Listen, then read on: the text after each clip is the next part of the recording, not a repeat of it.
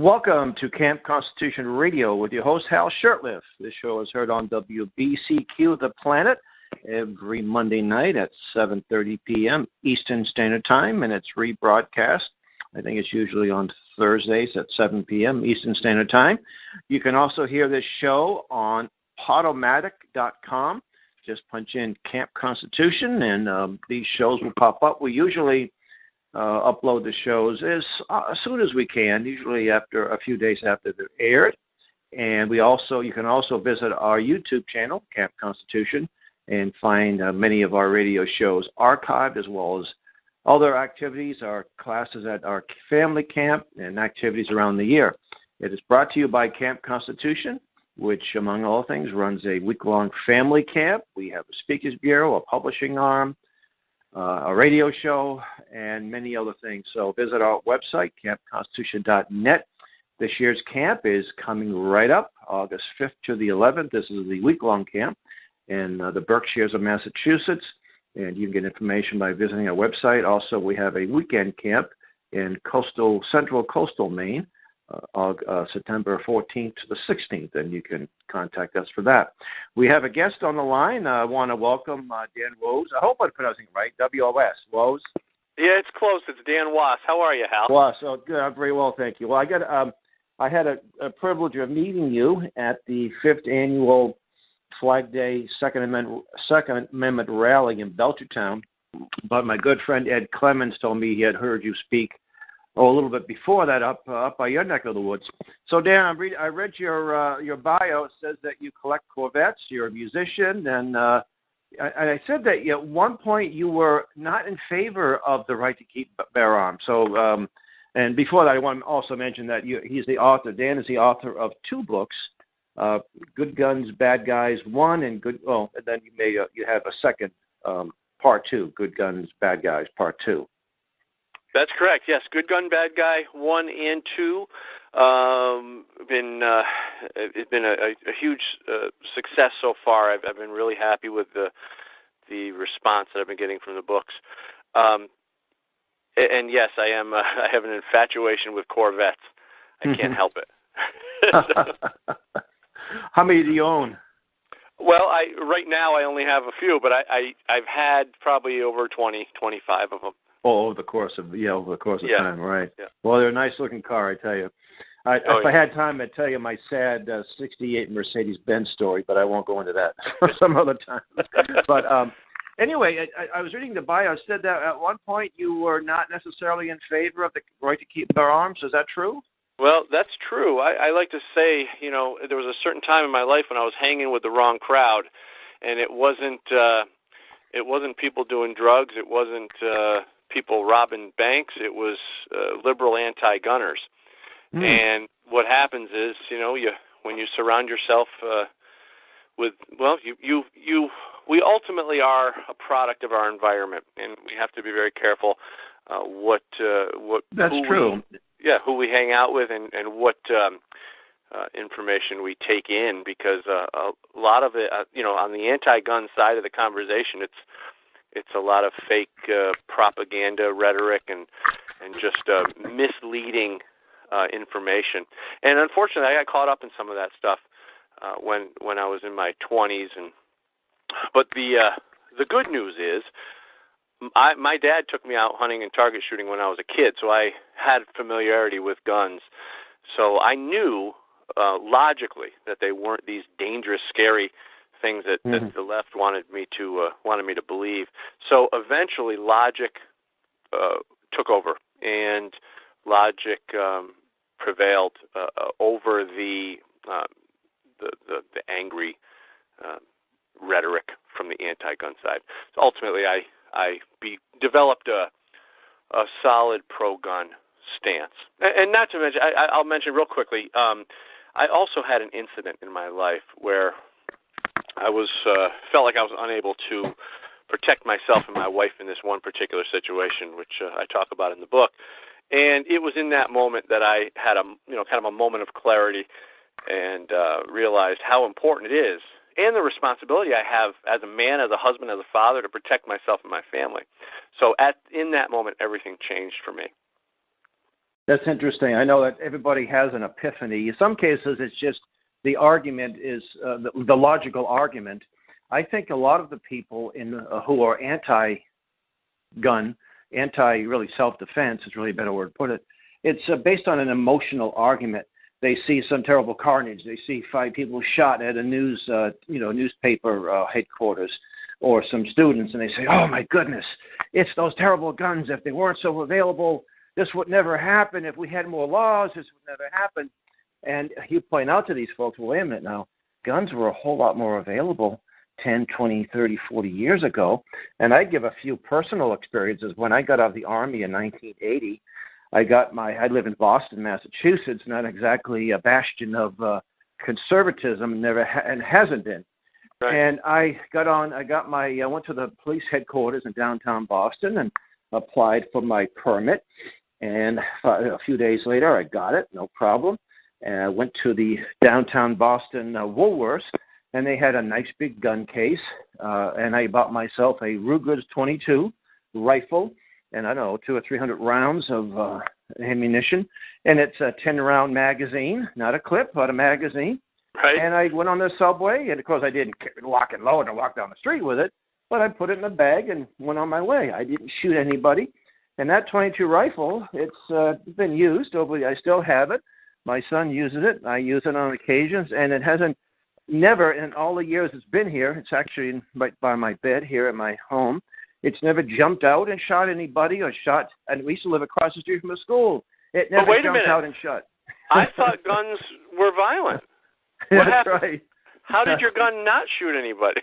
I don't know. It's probably anesthetized or something like that. Maybe, I don't know.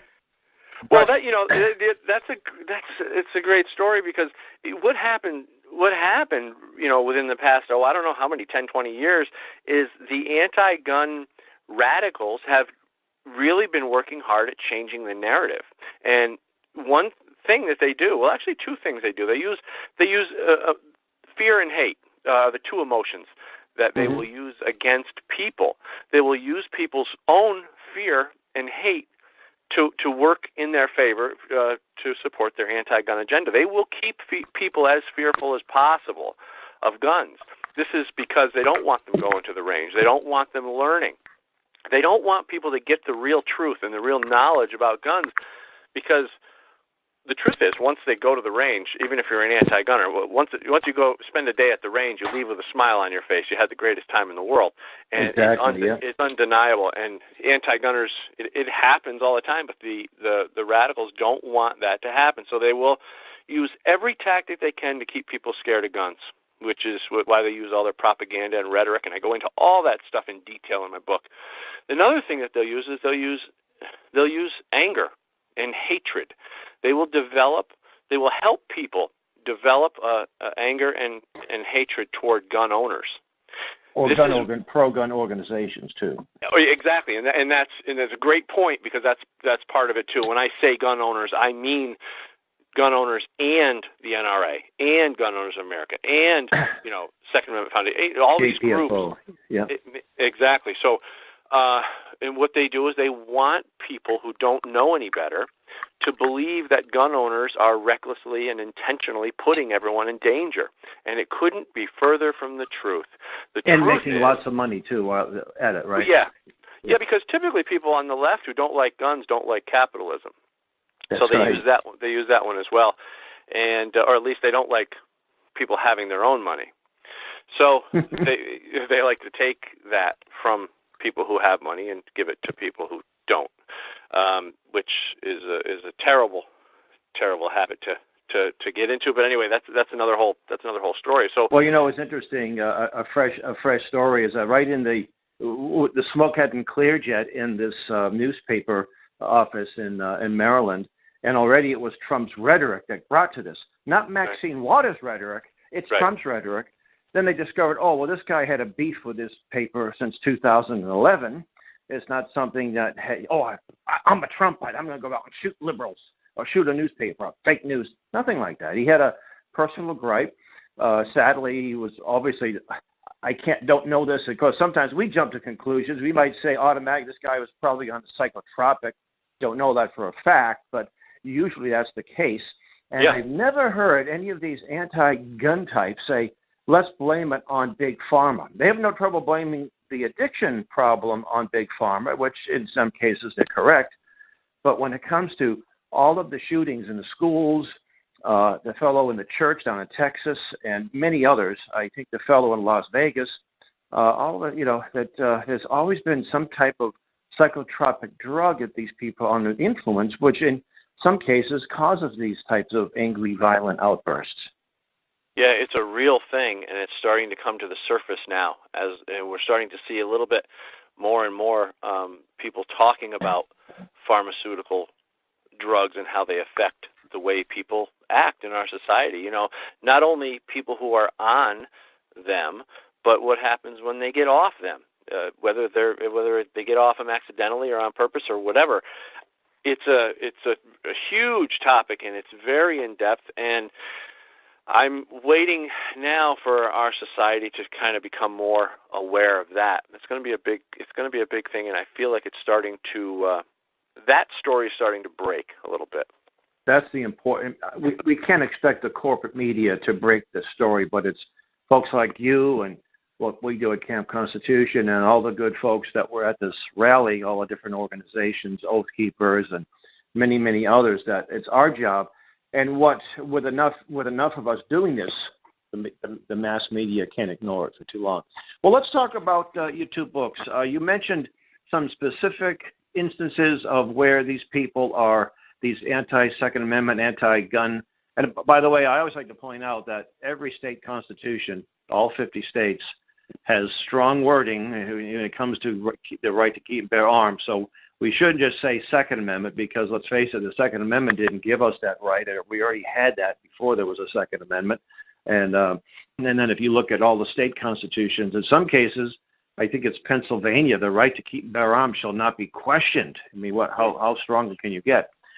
So give us some examples and who is behind this, the different organizations and individuals who are behind the out-and-out lies. Well, one of the things I talk about is the difference between rights and privileges, and people who are behind it are typically the media. On the front lines, anyway, is the media, because what they're trying to do is make people blur the definitions of rights and privileges. And I've said this before, and I'll say it again on your show. A privilege is something that is given and can be taken away. Privileges can also be used as a form of leverage. If you want somebody to do something, you can offer them a certain privilege, or you can take that privilege away. A right cannot be taken away. A right is inherent or God-given. It's part of being human. You can't take that away. You can violate someone's rights. Right, and it's the duty of the government to protect those rights. Whether or not the agents in those governments like that right or not, it's their duty. That's right, and you can also, you can uphold that right, or you can violate it.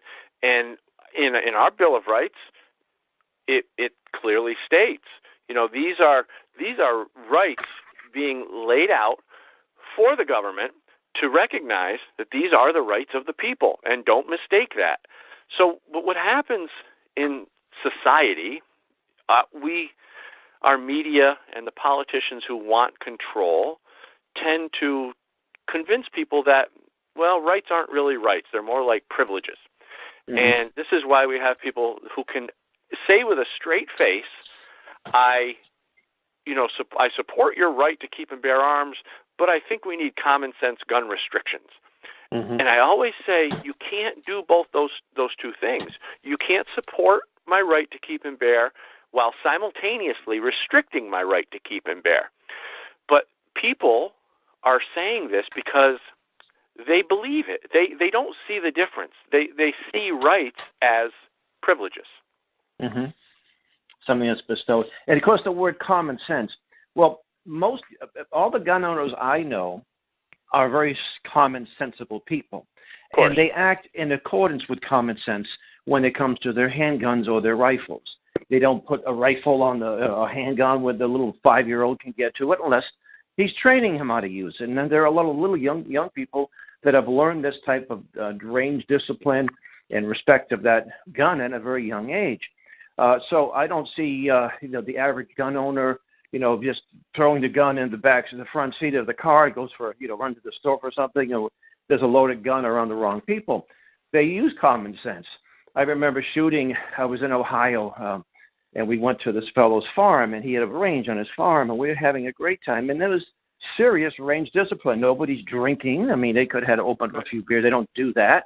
And then the state police came by, and he says, what a culture this is. The state police says, hey, Lester, man, how long you got boys be shooting? I get off in an hour, So the state policeman looks at these guys as their friends and allies, not enemies, you see.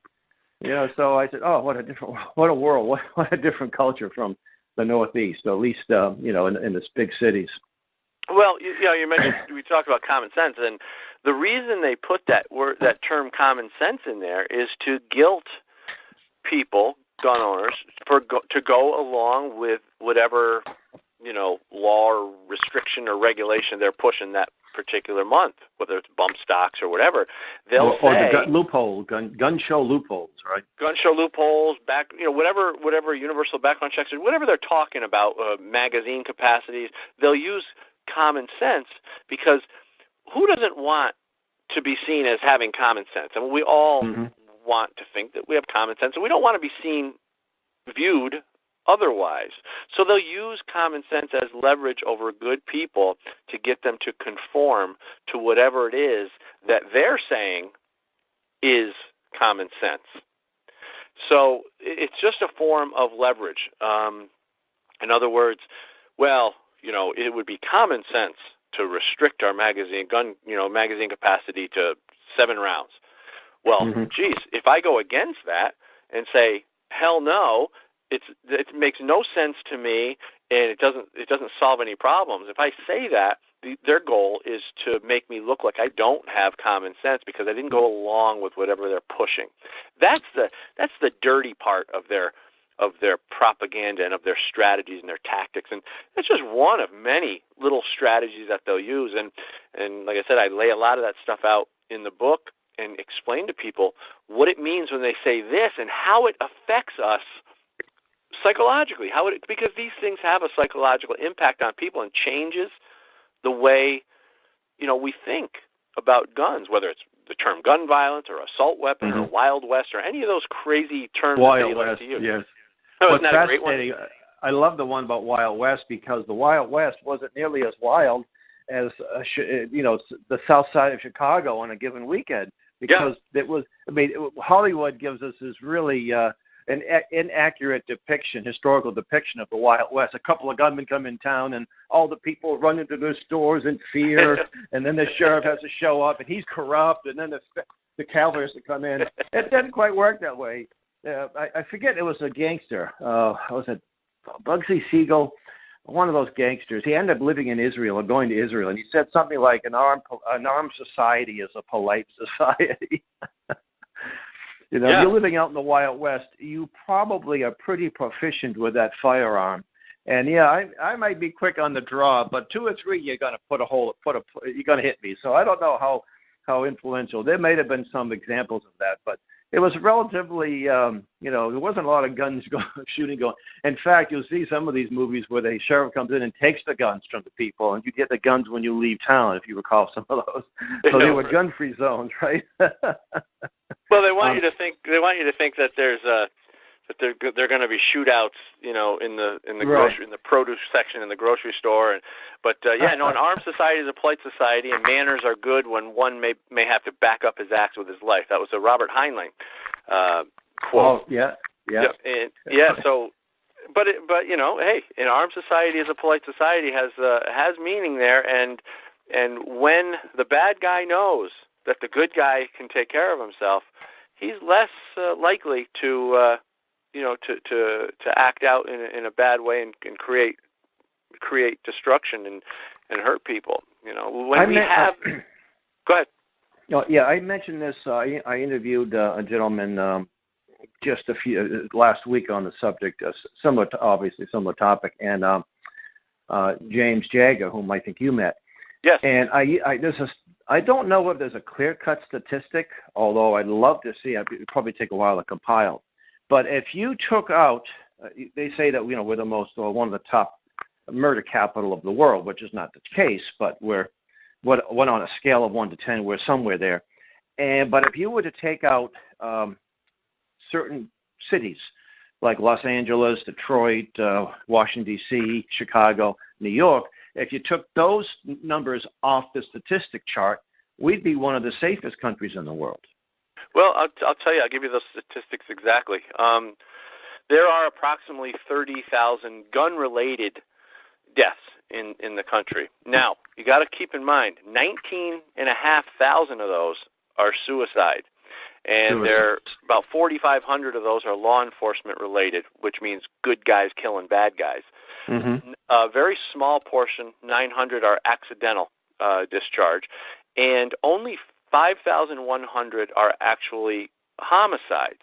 Okay, so you take those 5,100 homicides, and you can find 25% of those in 4 cities across this country. And those cities are Chicago, Baltimore, Detroit, and Washington, D.C. That's incredible. Yeah, it really is. It really is incredible that 4 cities make up 25% of our homicides. And there's also something. Does the name Jeff Cooper sound familiar to you? Yes. You probably have some of his writings. He had something called the good riddance factor, and that's where mafiosos knock each other off, or the gangbangers shoot each other. Yep. And, well, it's too bad that these people make the wrong choice in their lives and engage in this life, but when one rival gang shoots another rival gang, to me, it's a good riddance factor, Yeah, well, yeah. I know what you're saying. And that must be a certain percentage of the good riddance factor also factored into those homicides. Now, as far as these mass shootings are concerned, a mass shooting, is it identified as 4 or more people? Not anymore. It's now 3 or more, as per Obama's executive order on that. He changed that from 4 to 3, and you have to ask yourself, well, why would he do that? To justify more, And so, would a mass shooting, if it was a gang related, and there were more than 2-3 casualties, would that be considered a mass shooting? No, I think that that gang related is disqualified from mass shooting. Mass shootings, okay. And I could find that statistic for you. I could find the fact, but I'm pretty sure on that, if I remember correctly. Now, with your research, what organizations, outside of I use the term corporate media or kept media, outside of the corporate media and some of the more odious spokesmen that we see on CNN and what have you, what organizations are leading the charge to disarm the American people? Well, there are groups called Every Town. I call them Crazy Town. And there's another group, Moms Demand Action. Bloomberg funded both these groups. And I like to call them Moms Demand, Demanding Moms. So we have Demanding Moms in Crazy Town, and they are private groups funded by Bloomberg, and their goal is to make people as fearful of guns as possible and as angry at gun owners as they possibly can too. So their rhetoric and their propaganda is just over the top, and but it shows how irresponsible they are, because they get the facts wrong all the time. All the time, yeah. They just have one goal, and that's just to demonize guns and gun owners. What was the Million Mom March? Was that supposed to be an so-called Million Mom March a few years ago? That was an anti-Second Amendment march? I think that led to a group called Second Amendment Sisters, if I'm not mistaken, that was active for a while. And there are plenty of lady gun owners, and they tend to be excellent shots, and in many cases far better than their male counterparts. Well, I just spoke at an event at the Capitol in Washington, D.C. It was an event called the D.C. Project, and it was an event to celebrate female competitive shooters and the Second Amendment. So they asked me to speak. Dick Heller spoke, and then the ladies spoke, one from each of the 50 states. It was just a fantastic group. Yeah, it was great. It was called the DC Project, and I got to go to DC and be invited to something like that. It was just a real honor, and I get to see some of my friends that I never actually met in person. You know, I know a lot of people across the country in the gun conversation, and it was great to finally meet people from all over the country that I knew, but we finally got to hug or shake hands, and it was just fantastic. That's great. Yeah, you can't put a price on networking. When people will say, why do you want to go to this event? You're preaching to the choir.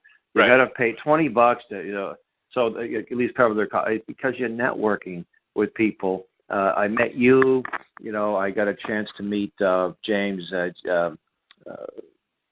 Jaeger, producer. Jaeger, whom I've known about, and I heard about you, and that's what it's about. And we're not strong enough right now, but if we work together, we'll not only will be able to defeat gun control, but we will put an end to it. So that's the importance of if you can't make it to an event, at least help out. Help out that organization. Buy a book. Hey, I don't have a lot of money, but I can buy a book from the guy. To help cover it. And by the way, please, where can people get a copy of your book or books and anything else you have? I know you have a website, so where can they? And let me just mention that those connections are fantastic as well, because you and I have connections that we didn't know about. People like Chris Ann Hall, friend of ours. Oh yes, that's right. Camp Constitution and the Upstate Conservative group that I've been recently involved with. Ben Potiker and some of those guys. And I'll be speaking there in a short while, in a couple of weeks. Oh, you got to let me know. I'll be there. We'll July 10th, I think is when it is. This show might be airing. I think this show will be airing right about the day before. So it will be Tuesday, July 10th. I'll be speaking. What is Camp Constitution? And our family camp is a whole lot closer than it was. It's only about from what's it? Just a place a little north. Boston's Bar. Is where the meeting will be held. But it's a camp. The camp's about 50 miles, maybe a little more than an hour away.